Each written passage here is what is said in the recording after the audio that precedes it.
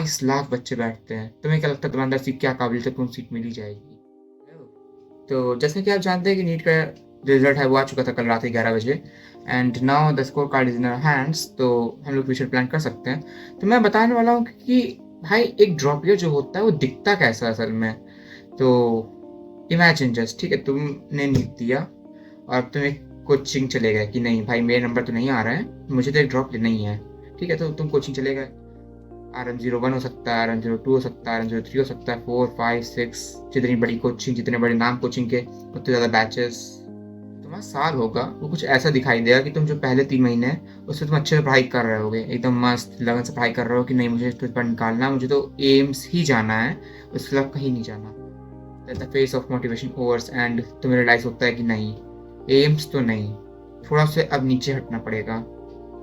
Let's say top GMCs, तुम्हारे state के top colleges के लिए अब तुम कम्पीट करते हो। तुम्हारे मार्क्स आ रहे होंगे 600 610 मॉक टेस्ट में and you will be looking like कि हाँ इसमें तो हो जाएगा, स्टेट GMC तो मिल ही जाना चाहिए। नेक्स्ट 2 मंथ होंगे उसमें तुम देख रहे होगे कि नहीं अभी तो नंबर और कम हो रहा है मेरे, धीमे धीमे तुम्हारे नंबर 580 तक पहुंच जाएंगे क्या पता।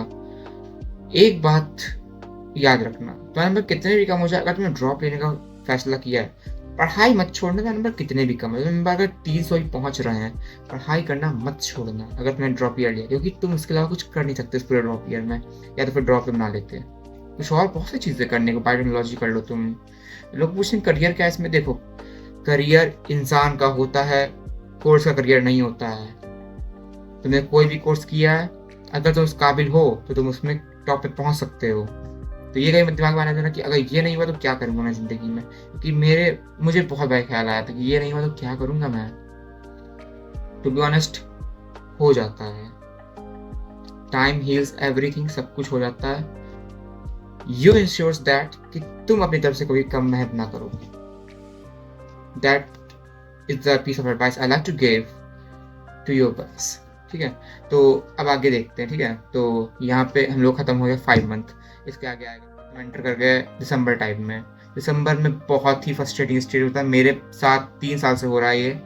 दिसंबर is the most frustrating month, December and January most frustrating month. एकदम पढ़ने की इच्छा नहीं करती, एकदम भी नहीं करती, उस समय तो पढ़ना पड़ेगा। देखो क्या हुआ था मेरे साथ, हुआ था कि नहीं मैंने नवंबर में अच्छी से पढ़ाई करी थी, दिसंबर में थोड़ा सा मैं लूज पड़ गया था, जनवरी आते थे मैंने सुधारा था अपने आप को, थोड़ा सा इम्प्रूव किया था और 8 दिन लगा पढ़ाई में। December is the main turning point जहाँ से लोग अपनी दिशा बदल भी सकते हैं और उसको बिगाड़ भी सकते हैं। ये टारगेट में रखना कि दिसंबर में बहुत अच्छे से पढ़ाई करनी है मुझको, दिसंबर जनवरी ये 2 मंथ अगर तुमने बहुत अच्छे से पढ़ाई कर ली, फरवरी में वापस मोटिवेशन आ जाएगा पढ़ने का। February is the month of motivation, February March April is the month of motivation. तुम्हें खाली जनवरी तक संभालना अपने आप को, फरवरी से तुम्हारे अंदर खुद में खुद मोटिवेशन आने लगेगा पढ़ने का। And that's how your entire year look like. फरवरी में क्या पता तुम्हारे 550 नंबर आ रहे हो, विच इज नॉर्मल, सबके गिरते हैं, मेरे भी गिरे थे।